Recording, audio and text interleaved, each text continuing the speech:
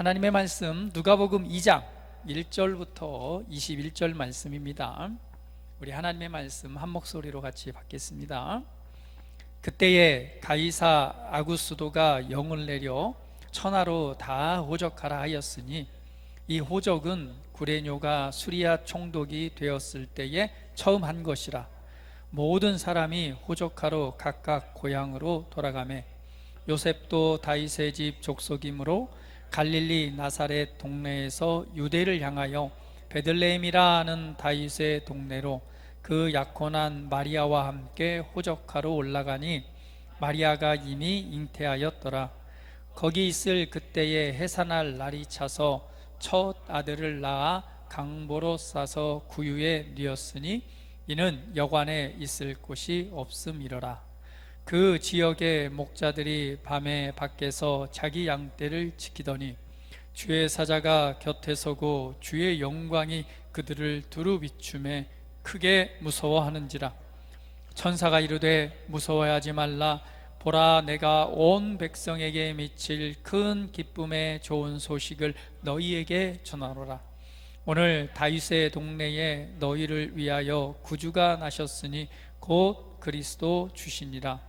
너희가 가서 강보에 쌓여 구유에 누워 있는 아기를 보리니 이것이 너희에게 표적이니라 하더니 호련히 수많은 천군이 그 천사와 함께 하나님을 찬송하여 이르되 지극히 높은 곳에서는 하나님께 영광이요 땅에서는 하나님이 기뻐하신 사람들 중에 평화로다 하니라.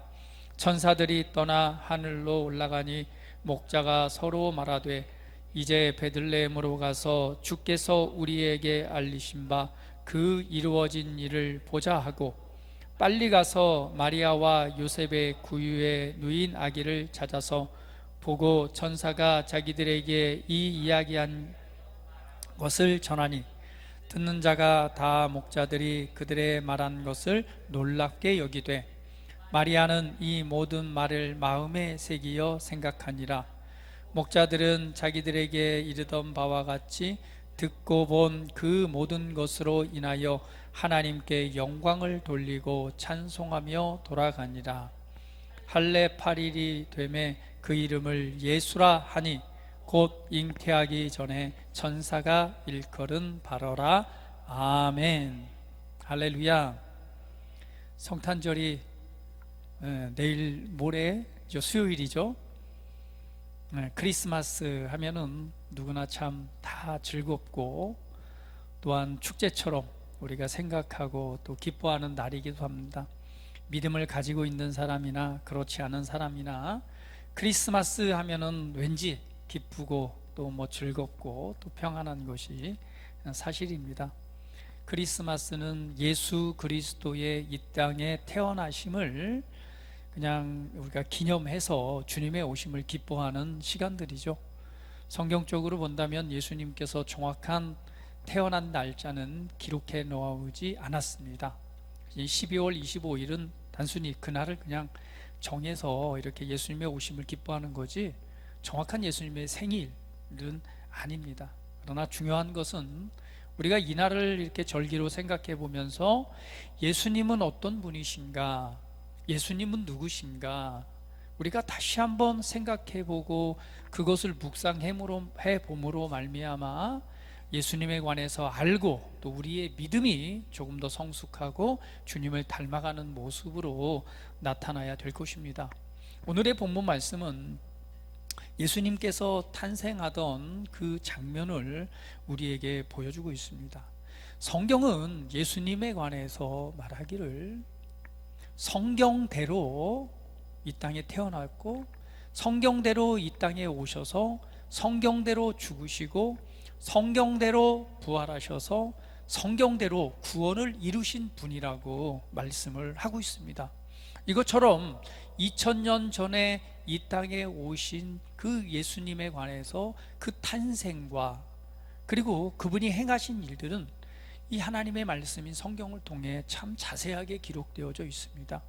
예수님이 이 땅에 오신 것은 구약 성경 우리가 말하고 있는 하나님의 옛 언약에 속한 이스라엘이라는 민족을 선택해서 그 민족의 역사 가운데 오늘 구원자이신 메시아 예수님이 이 땅에 오실 것을 계속해서 예언하고 있었고, 그 예언이 성취되어진 때가 바로 지금으로부터 2000년 전입니다. 그래서 예수님이 오실 때에 이 성경은 예수님의 태어나심과 그 약속이 성취됨을 많은 것으로 바로 증언하고 보여주고 계시죠. 특별히 여러분, 예수님의 태어나신 것을 증인들을 보자면 누가 있을까요? 동방박사들, 그죠? 동방박사들이 별을 보고 연구하다가 이 왕이 나신 것을 보고 동방박사들이 그 별을 따라서 어디에 가요? 바로 예수님께로 가서 예수님을 경배하는 일이 있죠. 그리고 오늘 본문에 나와 있는 목자들입니다. 목자들이 양을 치고 있는데 천사가 나타나서 얘기를 해주는 거예요. 천사들이 나타나서 오늘 본문 말씀처럼 오늘 2장에 나와 있는 것처럼 천사들이, 목자들이 밤에 양떼를 지키는데 그곳에서 하나님의 영광이 두루 비치더니 천사가 말합니다. 무서워하지 말라, 내가 온 백성에게 미칠 큰 기쁨의 소식을 너희에게 전하노라 하시면서 오늘 다윗의 동네에 너희를 위하여 구원자가, 구주가 나셨으니 곧 그리스도 주시니라. 그러면서 구체적으로 말합니다. 너희가 가서 강보에 쌓여 어디에? 구유에 누여 있는 아기를 보니니 이것이 너희에게 표적이니라 라고 말씀해 주는 거예요. 그러면서 호련히 수많은 천군과 그 천사들이 천사와 함께 하나님을 찬송하면서 말합니다. 지극히 높은 곳에서는 하나님께 영광이요, 땅에서는 하나님의 기뻐하신 사람들 중에 평화로다. 그렇게 선포하고는 그 천사들이 사라지는 거예요. 그래서 목자들이 그 표적을 따라서 다윗의 동네인 베들레헴을 향해서 갑니다. 그곳에 가서 누구요? 바로 마리아와 요셉과 구유에 누워있는 아기를 찾기 시작한 거죠. 그리고 그곳에서 표적대로 구유에 누워있는 아기 예수님을 보고 예수님을 경배하고 그것을 또 높여드리는 일을 하게 되죠. 또한 성경에 보게 되면 예루살렘에 시므온이라는 사람이 있습니다. 의롭고 경건하여서 이스라엘의 위로를 기다리는 자라고 합니다. 그는 하나님의 성령, 하나님의 영의 지시를 받고 말합니다. 내가 그리스도를 보기 전에는 죽지 아니할 것이다. 그러고 나서 뭐예요? 주님의 오심을 보게 되죠. 또한 성경에 보면 안나라는 선지자가 있습니다. 결혼을 한 후에 7년 살고 과부가 되죠. 그런데 이 안나라는 선지자가 84세가 될 동안 이 성전을 떠나지 않고 주야로 금식하며 기도함으로 섬기는 일을 합니다. 그때에 바로 예수 그리스도의 나심을 알고 하나님께 감사하고 모든 사람에게 전달하는 일들을 하게 되는 거죠. 그 외에 성경의 예언대로 예수님이 오시기 전에 예수님의 오심을 평탄케 할 자, 그 주의 길을 예비할 자에 대한 예언이 있습니다. 그것은 바로 뭐예요? 예수님이 오기 전에 엘리야가 먼저 올 것이다 라는 예언입니다. 그것에 따라서 예수님보다 6개월 전에 누가 태어나죠? 여러분 잘 알고 있는 대제사장이 되는 세례 요한이 먼저 태어납니다. 그리고 세례 요한이 태어났을 때, 잉태했을 때 6개월 뒤에 성령이 마리아에게 성령으로 아들을 낳을 것이다 라고 잉태하는 소식을 알리잖아요. 그래서 주의 말씀대로 되기를 원하나이다 하고 그것을 받고 누구에게 달려가요? 세례 요한을 잉태한 곳에 갑니다. 그때에 그 세례 요한이 뱃속에서 뭐예요? 마리아가 옴을 보고 뱃속에서 막 기뻐 뛰기 시작합니다. 여러 모양으로 여러 가지 증언으로 예수님의 성경대로 오실 예수님에 대한 예언과 또한 그분이 오실 것을 이렇게 증인으로서 보여주고 계시죠. 그런데 여러분, 오늘은 바로 이 예수님이 이 땅에 오심을 우리가 바라보면서 특별히 예수님은 이 땅에 왕으로 오셨습니다. 그러나 어떤 왕? 겸손과 평화의 왕으로 오신 예수님에 관해서 우리가 하나님의 은혜를 나누기를 원합니다. 여러분, 예수님께서 이 땅에 오셔서 태어나신 곳이 성경의 예언대로 베들레헴이라는 곳에서 태어나게 됩니다. 그런데 예수님은 누구시죠? 하나님께서 약속하신 구원자입니다. 아주 특별하게 예언되어졌고 특별하기 때문에 특별하게 태어나야 되는데, 그리고 말하기를 그분은 하나님의 아들이라고 말하는데, 세상을 구원할 구원자라고 하면 얼마나 특별해야 될까요? 그런데 그분의 태어남을 보게 되면 오늘 베들레헴에 있는 구유에 누이게 됩니다. 여러분, 구유라고 하는 것은 무엇을 의미하나요? 요즘에 구유하면은 애들은 무슨 말인지 못 알아들어요. 왜? 들어보질 않았으니까. 구유가 뭐예요? 응? 그렇죠. 말 밥통. 그래서 말구유라고 표현도 하기도 합니다. 그런데 여러분, 베들레헴에 있는 예수님이 누여진 곳, 그 구유는 말구유일까요? 아니면 나귀의 구유일까요? 우리가 구유하면은 말구유라고 생각을 하잖아요. 그러면 예수님께서는 누이신 그 구유는 과연 말구유일까? 아니면 나귀의 구유일까요? 네? 우리 장 목사님은 말구유래요. 뭐 거수 한번 표현해 볼까요? 나는 말구유다. 아니다. 나귀의 구유다. 어? 아, 나는 나귀다. 아, 이쪽은 나귀다. 아니다, 말이다. 역시 장 목사님은 뭔가 힘이 있어요. 말을 좋아하시나 봐요. 우리가 보통 생각하면 구유하면은 말구유를 떠올리잖아요. 그런데 이 베들레헴이라고 하는 지역은 지역 특성상 이렇게 말들을 많이, 말이라고 하는 건 뭐예요? 좀 평야지대에서 특별히 말은 이 전쟁을 상징하기도 합니다. 그래서 보면은 왕들이 왕을 상징할 때 대부분 어떤 모습으로 드러나나요? 백마를 탄, 아니면 말을 타고 있는 그 모습이 바로 강한 군사, 또 강한 것을 상징하는 모습으로 이 말 탄 모습을 상징을 하잖아요. 그런데 오늘 이 베들레헴이라고 하는 지역은 산지가 많기 때문에 이 시대에 이 지역에서 가장 많이 집에서 활용하고 그리고 집에서 기르는 것이 있다면 말이 아니라 바로 나귀입니다. 그렇기 때문에 이 성경대로 보면 여기에서 예수님이 누이신 곳은 말구유가 아니라 나귀의 구유가 되겠죠. 왜 그것이 맞냐면은 이 구유라고 하는 것은, 나귀의 구유라고 하는 것은 결국은 예수님께서 어떻게 이 땅에 오신 예수님의 그 모습에 관해서 표현하고 있는 것이죠. 왜냐하면 오늘 누가복음에서 보면은 구유에 놓인 예수님이라는 표현이 몇 번 나오는 줄 아세요?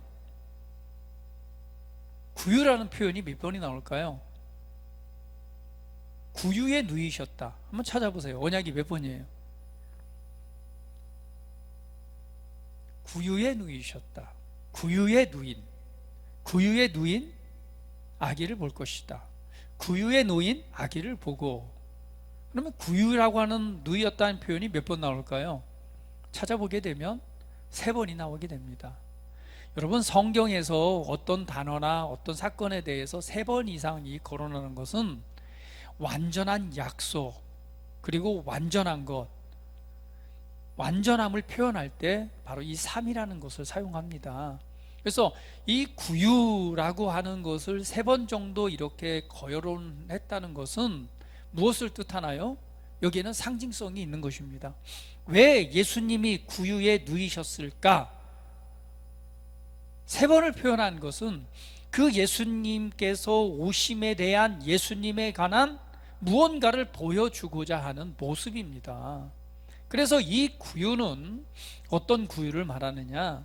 바로 이 나귀의 구유를 말하고 있는 거죠. 이사야서 1장 3절 말씀 한번 보도록 할게요. 같이 한번 읽어봅니다. 시작. 소는 그 임자를 알고 나귀는 그 주인의 구유를 알건만은 이스라엘은 알지 못하고 나의 백성은 깨달지 못하는도다 하셨도다. 이 성경 말씀에 보면 소는 그 임자를 안대요. 소는 무엇을 상징합니까? 소는 그 임자를 안다는 것은 그 주인을 안다는 거죠. 마찬가지로 나귀에 대해서 나오는데 나귀는 무엇을 알아요? 그 주인의 구유를 안대요. 그 주인이 누군가를 안다는 것입니다. 그래서 구유는 어떤 의미를 담고 있느냐? 구유는 순종이라는 의미를 담고 있습니다. 그래서 이 시대에 이 유대인들은요, 구유하면은 주인을 알고 주인에게 순종한다, 주인의 말을 듣는다라는 의미로 받아들여요. 그러면 오늘 예수님께서 구유에 누이셨다라고 하는 것은 결국 무엇을 의미하는 거죠? 그것은 전적인 순종에 관한 의미를 담고 있습니다. 또 한 가지는요, 구유라고 하는 것은 무엇을 의미하나요? 여러분, 누일 데가 없어서 나귀가 밥 먹는 밥 구유에 누입니까? 왕으로 오셨으면 좀 더 특별한 보금자리가 있어야 되겠지만 예수님은 그렇지 않았죠. 그래서 이 나귀라는 표현 자체가 결국 겸손을 의미하는 것입니다.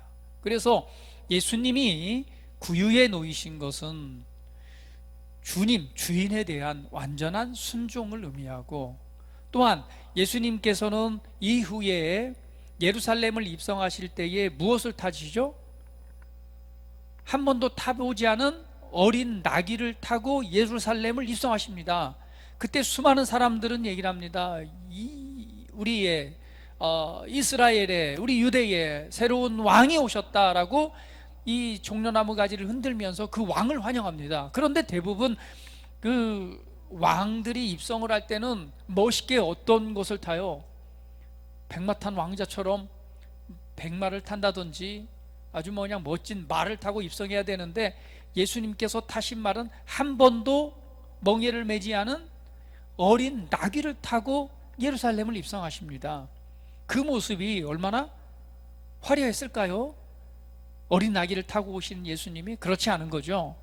성경은 그래서 스가랴서 9장 9절은 이렇게 표현합니다. 같이 한번 읽어볼게요. 같이 읽어볼게요. 시작.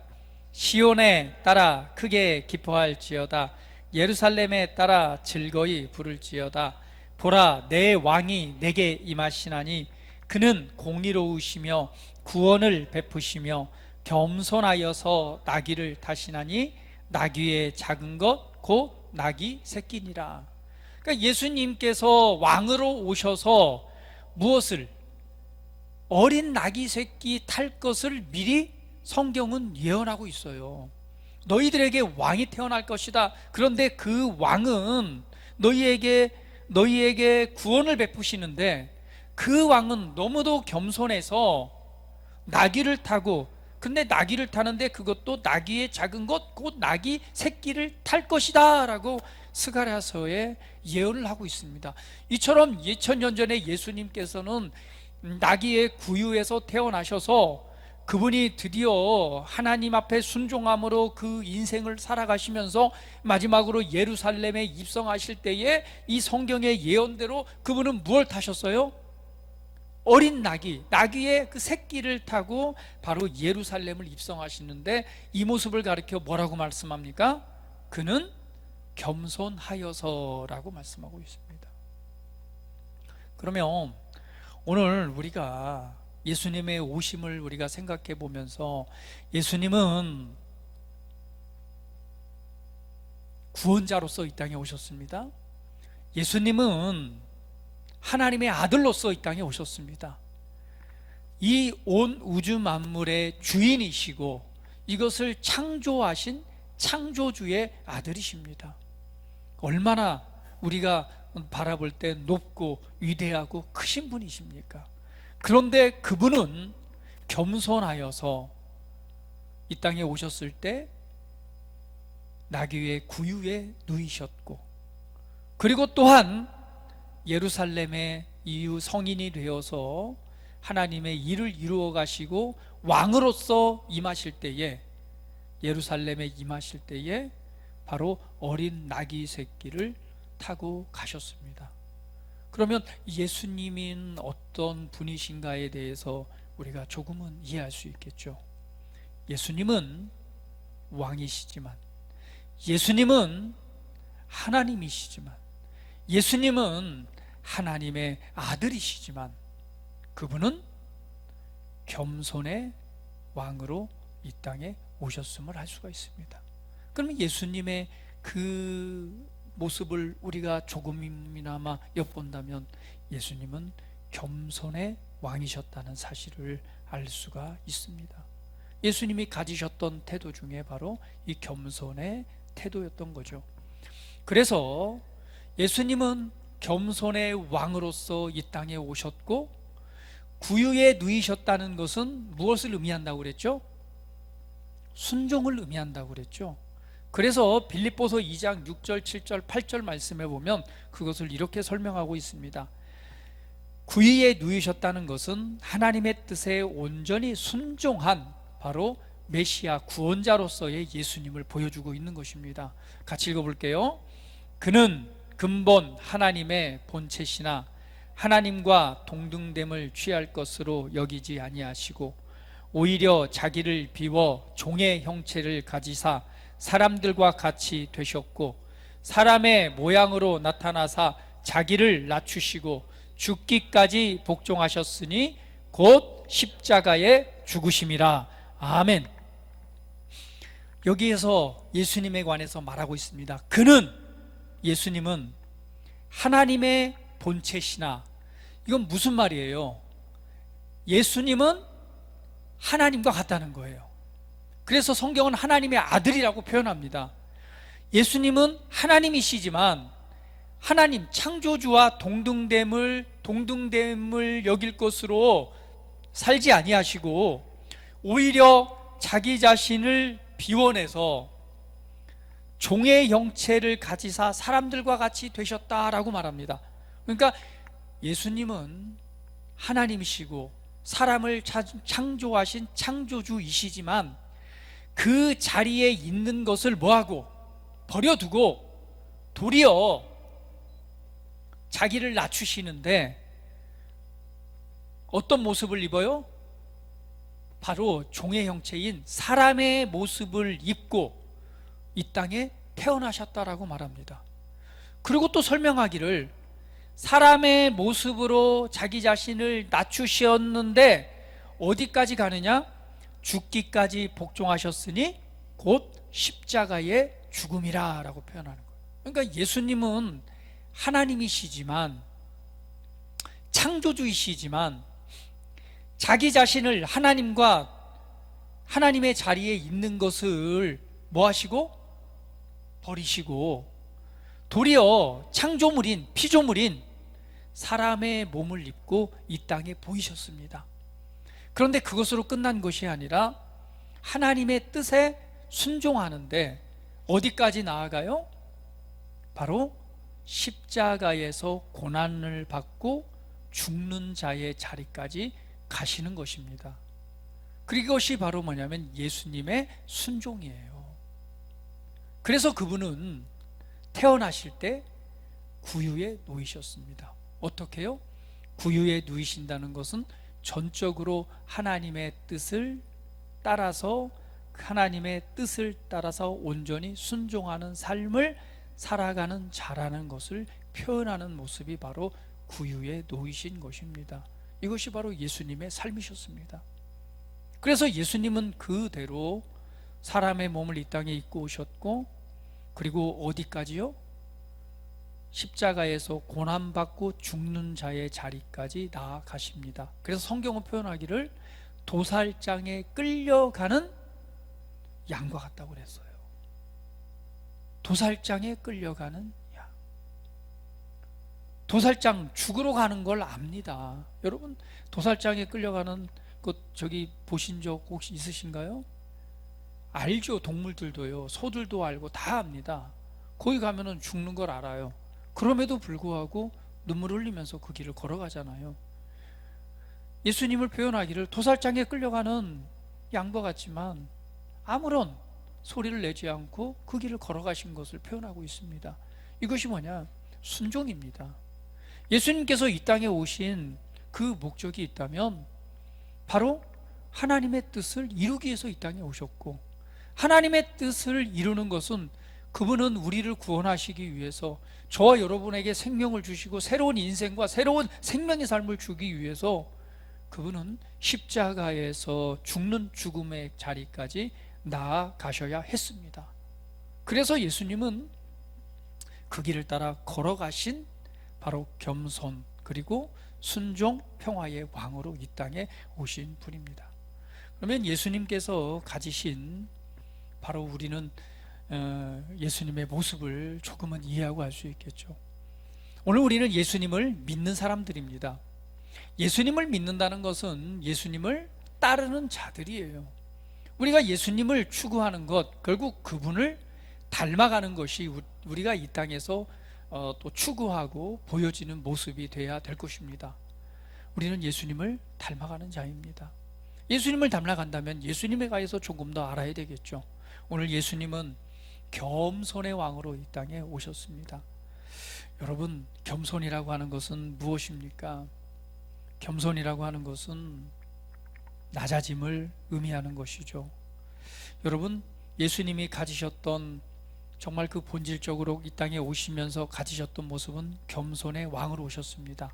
그렇기 때문에 그분은 겸손해서 왕이시지만 나귀의 새끼를 타셨습니다. 성경은 말하기를 이 겸손에 관해서 이렇게 말합니다.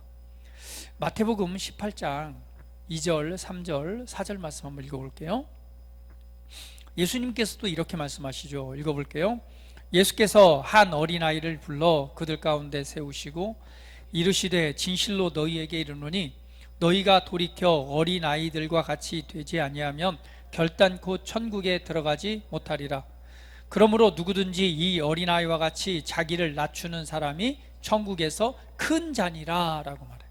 그러니까 어린아이 같지 아니하면 결단코 천국에 들어가지 못한다. 그러면서 말하기를 이 어린아이와 같이 자기를 낮추는 사람이 천국에서 큰 자래요. 할렐루야. 여러분, 어린아이라고 하는 것은 무엇을 의미합니까? 어른들은요, 계산해요. 어른들은 이게 내게 이익이 되는지 아닌지, 때로는 이게 과학적으로 맞는지 입증이 된 것인지, 이거 과학에서 말하는 것이 맞아? 천국이 있어? 천국이 있다는 것을 과학적으로 증명할 수 있어? 무언가 자기가 가지고 있는 생각과 이론을 가지고 따지고 또 따지고 계산합니다. 예수님을 교회를 다니는 것, 예수님을 믿는 것이 나에게 유익인가 아닌가? 많은 사람들이 예수님을 믿지 않는 이유가 뭔지 아세요? 예수님을 믿으면 교회 다녀야 되고 교회 다니다 보면 내가 시간을 뺏겨. 이건 낭비야, 내 인생에. 그리고 교회를 가면은 헌금도 해야 돼. 이것 또한 낭비야. 이것저것 계산하는 것이 어른들입니다. 그러나 어린아이는 그렇지 않습니다. 어린아이는 있는 그대로 믿고 따르는 자들입니다.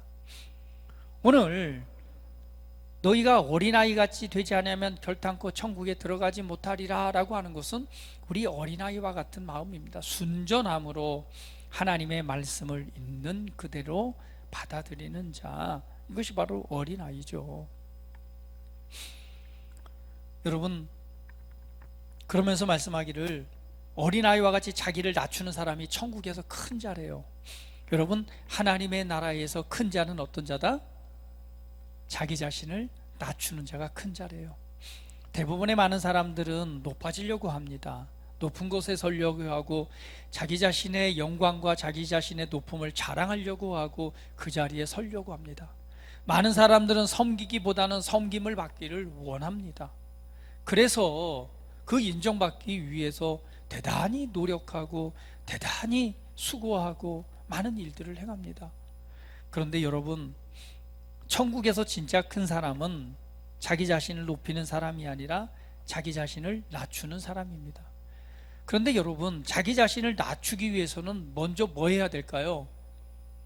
낮추기 위해서는 높은 자리에 있어야지 자기 자신을 낮출 수 있겠죠. 그래서 하나님께서 하신 일은 뭐냐면, 낮은 우리를, 지극히 낮은 자를 하나님의 사랑을 통해서 우리를 높이 올리셨습니다. 그것이 하나님께서 우리에게 먼저 행하신 일이에요. 그래서 저와 여러분은 낮은 자가 아닙니다.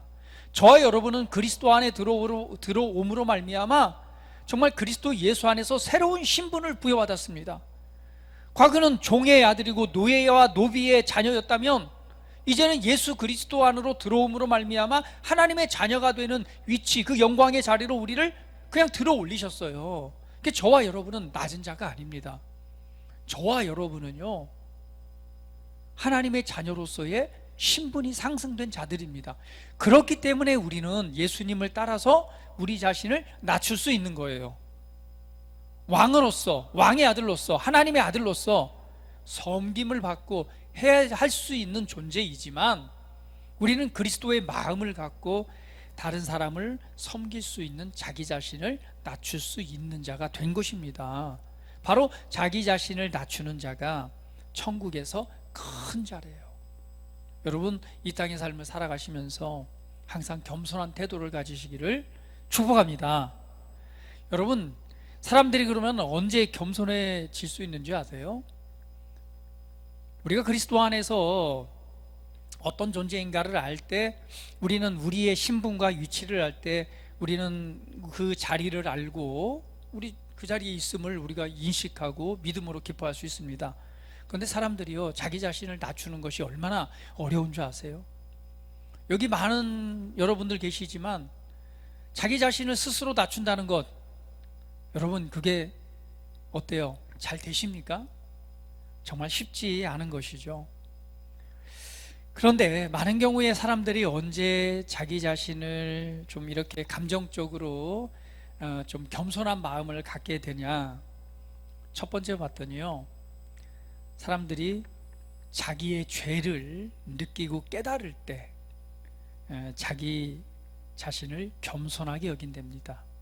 우리가 예수님을 믿을 때에 어때요? 내가 이제 죄인임을 깨달았을 때, 여러분 그 찬양 아시잖아요. 그 찬양 잘 아시죠? 세상에서 방황할 때 나 주님을 몰랐네. 내 맘대로 고집하며 온갖 죄를 저질렀네. 여러분, 죄인임을 깨달았을 때, 그때 뭐죠? 예수요, 예수님, 이 죄인도 용서받을 수 있습니까? 라고 자기 자신을, 이 낮아짐을 깨닫게 되는 것입니다. 그때 예수님을 찾는 거예요. 죄인임을 깨달았을 때, 누가 이 죄와 사망의 골짜기에서 나를 건져내 줄까? 아무리 해결하려고 해도 해결되지 않는 문제가 이 죄에 관한 문제잖아요.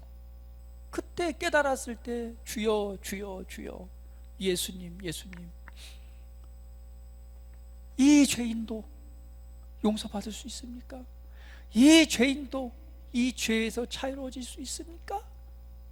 죄인임을 깨달았을 때 바로 그 예수님을 향해서 우리가 기도하고 그분을 붙잡는 겸손의 자리에 서게 되는 것이죠. 또한 우리가 언제 겸손해지느냐? 자신의 무가치함을 느끼게 될 때 이 겸손의 마음을 가지게 됩니다. 나의 존재의 무가치함을 느끼게 될 때, 여러분 어때요? 사람이요, 건강하고 뭔가 잘 될 때는요, 정말 이런 마음이 안 생겨요. 오히려 막 건강하고 잘 되고 막 할 때는 어때요? 교만한 마음이 생기죠. 야, 그래도 내가 똑똑하고 내가 이렇게 잘나고 내가 이렇게 해서 이만큼 했지. 그런데 어느 순간 내가 원하는 대로 되지 않고, 때로는 건강의 문제가 찾아와서 그동안 내가 활동하고 움직이고 했던 것이 딱 정지가 돼버려요. 그때 어떤 마음이 들어요? 내 힘으로 되는 게 아무것도 없구나. 야, 이 몸이 이렇게 고장나니까 내가 힘도 없고 하고 싶은 것도 못하고 했던 것도 못하고, 야, 정말 아무것도 아니구나. 응?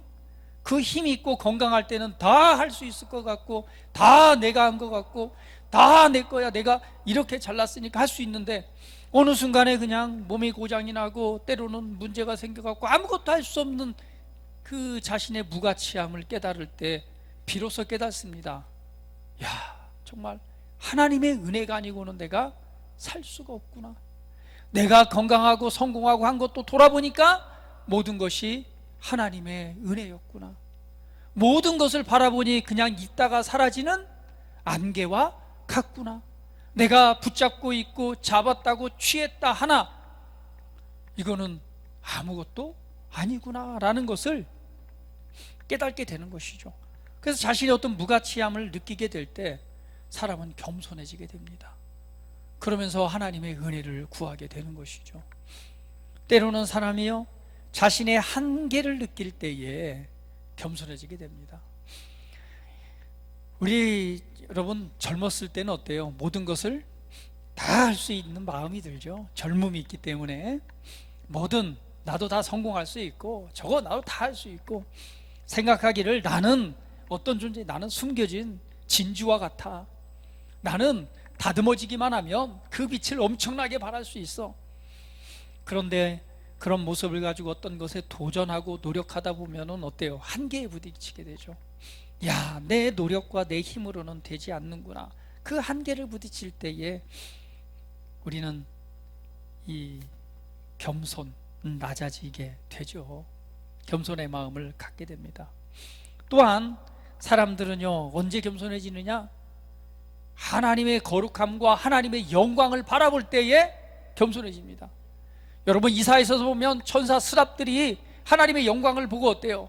막 눈을 가리고 다 가리잖아요. 그것처럼 사람이 하나님의 놀라운 영광, 하나님의 살아계심과 하나님의 만물을 창조하신 하나님의 창조와 하나님의 행하신 위대한 일, 하나님의 거룩함과 영광을 바라보면은요, 사람은 스스로 겸손해질 수밖에 없어요. 여러분, 하나님께서는 자기 자신을 보여주는, 하나님이 자기 자신을 보여주는 방법이 있습니다. 첫 번째는 자연 계시고요, 두 번째는 특별 계시입니다. 자연 계시라고 하는 것은 온 우주, 우리가 보이는 자연과 만물을 통해서 하나님의 살아계심을 보여주는 거예요. 그래서 산은 올라가고 정말 아름다운 산과 지구의 정말 아름다운 곳들을 딱 다니면서 그 원리들을 딱 생각해 보면은요, 하는 말이 있습니다. 야, 정말 이거는 그냥 자연적으로 생긴 것이 아니라, 야, 하나님의 위대하심을 바라보게 되는 거예요. 여러분, 요즘에 그 저물어 가는 노을도 한번 보세요. 해가 저물어 갈 때 그 색상이 얼마나 아름답습니까? 그거는 시간마다, 때마다, 날씨마다 다 달라요. 어쩜 이렇게 아름다운 색상이 나올 수 있을까? 우리는 이런 것을 보면서 하나님의 살아계심을, 하나님의 창조주의 하나님을 우리가 바라봅니다. 때로는 어때요? 아름다운 산에 올라가서 경관을 바라보면서 그 자연마다, 시마다, 때마다 보여지는 그 아름다운 그 모습들, 누가 돌보지도 않고 누가 거름을 주고 농약을 주고 가꾸지도 않음에도 불구하고 그냥 계절을 따라서 심고 또 거두고 자라나고 꽃이 피고, 이런 자연의 아름다운 모습을 보면서 또 우리가 보지 못한 저 멀리 우주 태양계 그 넘어서 있는 수많은, 아직도 밝혀지지 않은 그 수많은 우리가 세계들을 보면서 하나님의 살아계심을 보게 되는 것이죠. 그래서 사람은요, 바로 이러한 하나님의 거룩함과 영광을 볼 때에 우리 피조물이 어떤 존재인가를 깨달으면서 겸손해집니다. 먼 시대와 우주 속에서 본다면 저와 여러분은 뭐예요? 먼지에 티끌, 보이지 않는 티끌과 같은 존재 아닙니까? 그런데 그럼에도 불구하고 나의 기도를 들으시고 나의 기도를 응답하시고 나를 사랑하셔서 나를 구원하시는 하나님의 은혜가 얼마나 크고 놀라운지요, 오늘 그것을 바라보면서 사람들은 겸손하게 됩니다. 또 한 가지는 뭐냐면, 하나님의 놀라운 의에 관해서 깨달을 때 사람들은 겸손해집니다. 내가 아무리 착하게 살려고 내가 올바름을 향해서 추구하고 노력해도 안 되는 것이지만 하나님의 놀라운 사랑과 그분의 은혜에 의해서만이 내가 의롭게 될 수 있다는 사실을 깨달을 때 우리는 우리의 마음이 겸손해집니다. 그런데 하나님께서는 바로 이 겸손한 자에게 은혜를 주신다라고 말씀하고 있습니다. 잠언 3장 34절 말씀 같이 읽어봅니다. 시작. 진실로 그는 거만한 자를 비우시시며 겸손한 자에게 은혜를 베푸시나니. 그래서 겸손할 때 우리가 하나님의 은혜를 깨달는 거예요. 교만할 때는요, 하나님이 보이지 않습니다. 그러나 우리 마음에 겸손함이 들어올 때 우리는 하나님의 이름을 부릅니다. 하나님 살려주세요. 하나님 도와주세요. 내가 보니까 믿는 사람이나 믿지 않는 사람이나 절박한 상황이 되면은 하나님을 부르더라고요. 하나님 살려주세요. 하나님. 왜? 내 힘으로 내가 안 된다는 걸 깨달을 때 이 겸손한 자가 창조주를 찾습니다. 그런데 하나님께서는 거만한 자를 비웃으시지만 겸손한 자에게는 그 은혜를 베푸신대요. 베드로전서 5장 5절은 이렇게 말씀합니다. 같이 읽어볼게요. 시작. 젊은 자들아 이와 같이 장로들에게 순종하고 다 서로 겸손으로 호의를 동이라. 하나님은 교만한 자를 대적하시되 겸손한 자들에게는 은혜를 주시느니라. 아멘. 우리는 예수님을 닮아서 겸손한 자가 되어야 됩니다. 하나님, 모든 것은 내 힘, 내 능력으로 되는 것이 아니라 내 능력을 발휘할 수 있는 그 시기와 때를 주신 것도 하나님이십니다. 내게 그 지혜를 주신 것도 하나님이십니다. 하나님께서 이걸 행하지 않는다면 아무리 내가 노력한다고 내가 사업에 성공할 수도 없고 아무리 내가 노력한다고 해서 행복한 삶을 살아갈 수 없습니다. 나는 행복하기 위해서 최선을 다했지만 안 되는 거예요.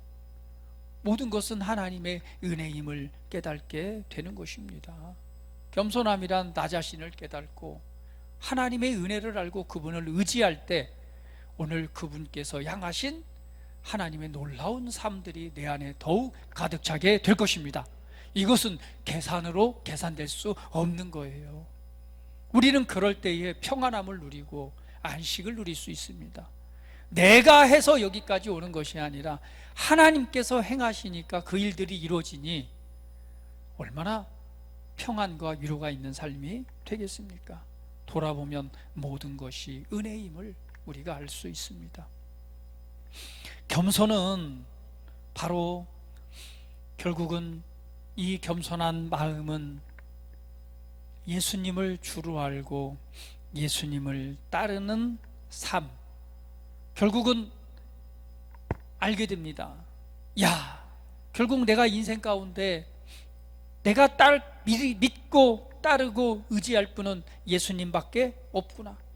그래서 이런 결단을 하게 되는 거죠. 나는 예수님을 믿고 예수님은 따르는 삶을 살아가야 되겠다. 겸손은 주님을 따르는 삶의 결단이 되고 그것은 곧 순종의 삶으로 이어지게 됩니다.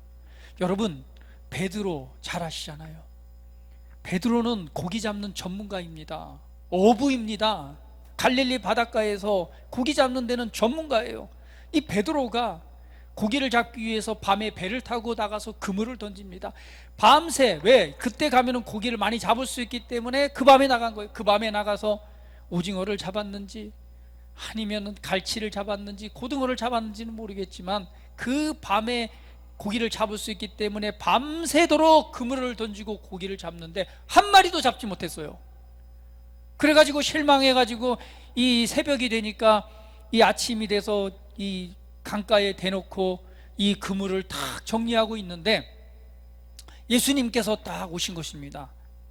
사람들이 이제 예수님 말씀을 듣기 위해서 예수님을 따라오고 있고 예수님은 베드로 이 앞에 와서 베드로에게 말하는 거예요. 야, 베드로야, 너의 배 좀 잠깐 빌리자. 그리고 예수님께서 거기에서 이 많은 청중들에게 하나님의 나라와 하나님의 나라에 관해서 이 복음의 말씀을 막 전달하십니다. 그 말씀을 딱 전달할 때 베드로도 그 말씀을 잘 들었을 거 아니에요. 내 배를 빌려줬으니까. 그래서 그 말씀을 듣고 있는데 말씀이 다 끝나신 이후에 예수님께서 말씀합니다. 야 베드로야, 이제 너는 깊은 곳에 가서 그물을 던져라. 그때 베드로가 생각합니다. 아니, 지금은 그물을 던질 시간이 아닌데, 내가 밤새도록 고기를 잡으려고 했지만 한 마리도 못 잡았는데, 주님이 깊은 곳에 던지라고 하는데 지금 던지면 고기가 없는데, 더군다나 깊은 곳에 가 던지면 고기를 잡을 수 없는데, 나는 고기 잡는 전문가인데, 이런 마음이 딱 드는 거예요. 그런데 베드로가 말합니다. 주여, 내가요 밤새도록 고기를 잡아서 한 마리도 못 잡았는데 주님이 말씀하시니까 내가 내 생각 내려놓고 주님 말씀 의지하여서 한번 던져 보겠습니다. 그리고는 그냥 배를 끌고 가서 깊은 데 가갖고 그물을 그냥 던져봤어요. 설마 잡히겠어? 지금은 고기 잡을 시간이 아닌데, 그리고 내가 밤새워 고기 잡아봤는데 안 잡혔는데, 그러고 나서 그물을 던졌는데 그물이 잡아당기는데 고기가 그냥 그물이 찢어질 듯 고기가 잡힌 거예요. 혼자는 끌어올 수 없으니까 막 사람들을 불러다가 그 잡아 끌어올리니까 그냥 한 배의 고기가 가득한 거예요. 그 순간 베드로가 깨달았어요. 와, 주님 앞에 달려가서 주님 앞에 무릎을 꿇고 말합니다.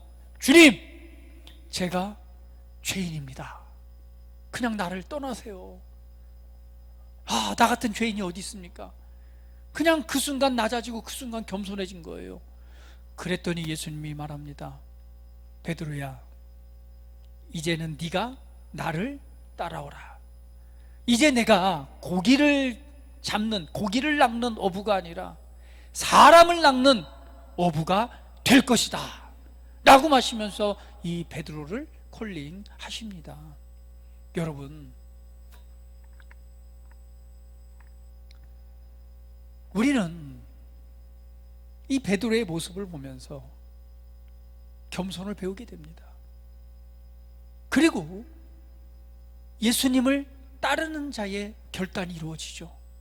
그리고 그때부터 예수님은, 이 베드로는 이제는 고기 잡는 것이 아니라 나를 부르신 부름의 삶을 발견하고 예수님을 따르는 자로서의 그 인생을 살아갑니다. 여러분, 저와 여러분도요, 우리가 겸손을 배울 때에 예수님을 따르고자 하는 결단이 있는 것입니다. 그리고 결단할 때에 무엇을 발견하느냐? 나를 향하신 하나님의 뜻이 무엇인가를 쫓는 자가 되어야 되는 거예요.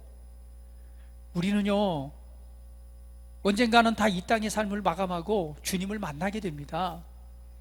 여러분 인생을 향한 하나님, 내 삶을 통해서, 내 인생을 통해서, 나를 통해서 무엇 하길 원하십니까? 이게 베드로의 고백이었습니다.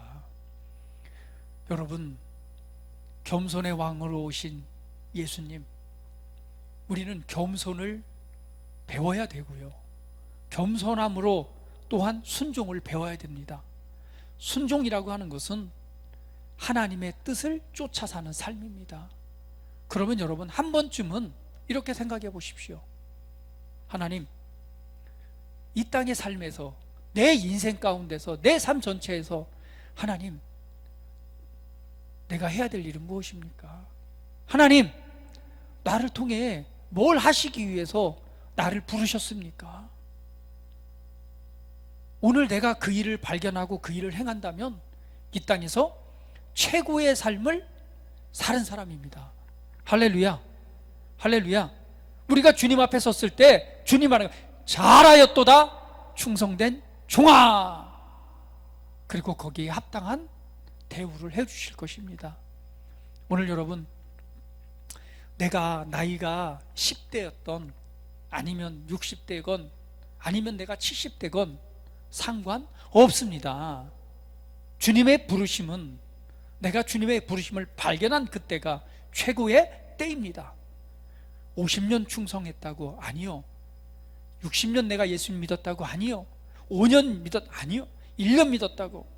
하나님께서는요, 우리 각자를 부르신 그때에 행하시고자 하는 하나님의 뜻이 있습니다.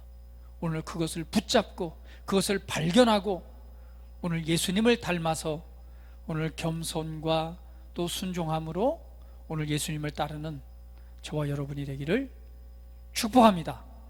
여러분 인생을 향한 하나님의 놀라운 뜻을 발견하시고 그것으로 인해 기뻐하시고 또한 주님 앞에 잘하였도다 충성된 종아라고 칭찬받는 그 은혜의 자리에 서시기를 예수님의 이름으로 축복합니다.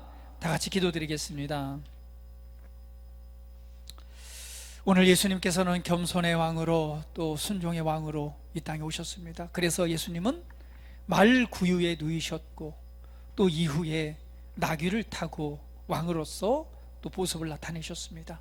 그것은 예수님의 겸손함으로 또한 우리에게 보이신 삶의 모습을 보이셨고 우리 또한 예수님을 따르는 자로서 그 삶을 본받아야 될 것입니다. 우리 한번 말씀을 받은 대로 우리 상고해 보시면서 그렇습니다 주님, 나는 아무것도 아닙니다. 돌아보니 모든 것이 하나님의 은혜였습니다. 오늘 하나님의 은혜 안에서 나를 부르신 오늘 하나님의 뜻을 내가 발견하고 그러한 삶을 살아가길 원하오니 주님 도와주시고 주님 나에게 말씀하시고 주님 내 삶을 이끌어 주세요 라고 한번 우리 주님 앞에 고백하면서 겸손히 기도드리는 시간 갖도록 하겠습니다. 다 같이 기도합니다. 아버지 하나님, 나는 내가 잘나고 똑똑해서 또한 그렇게 인정받고 모든 것을 할 수 있다고 생각을 했었습니다. 그런데 하나님 돌아보니 내가 잘한 것 같은데 결과는 아닌 것도 있고 내가 실수하고 잘못한 것 같은데 좋은 결과로 내게 다가오는 것을 보게 됩니다.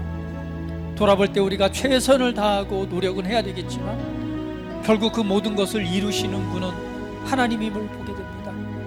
하나님께서는 나를 선택하셨고 나를 사랑하셨고 나를 부르셨고 나를 통해 하나님의 영광을 나타내시고자 하는 하나님의 뜻을 바라보게 됩니다.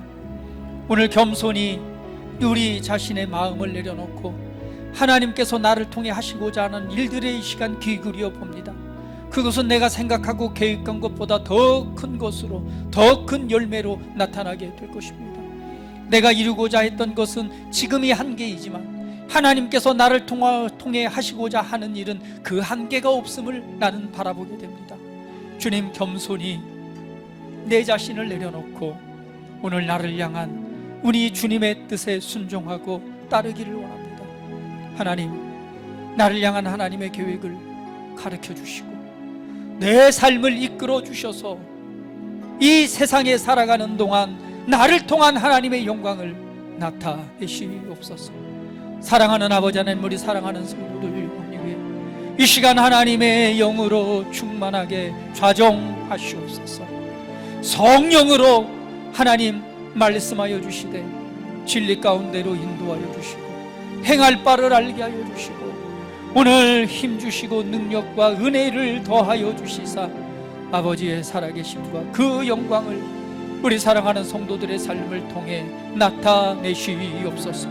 부족한 것 연약한 것 주여 하시오니 이 시간 구하오니 치유하시고 회복하시고 온전케 하시고 부족한 것들을 채우시고 안기시사 오늘 행하신 아버지의 영광을 찬송케 하시옵소서.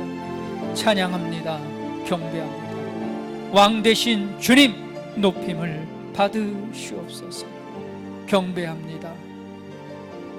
우리 구주 예수 그리스도의 이름으로 기도드립니다. 아멘.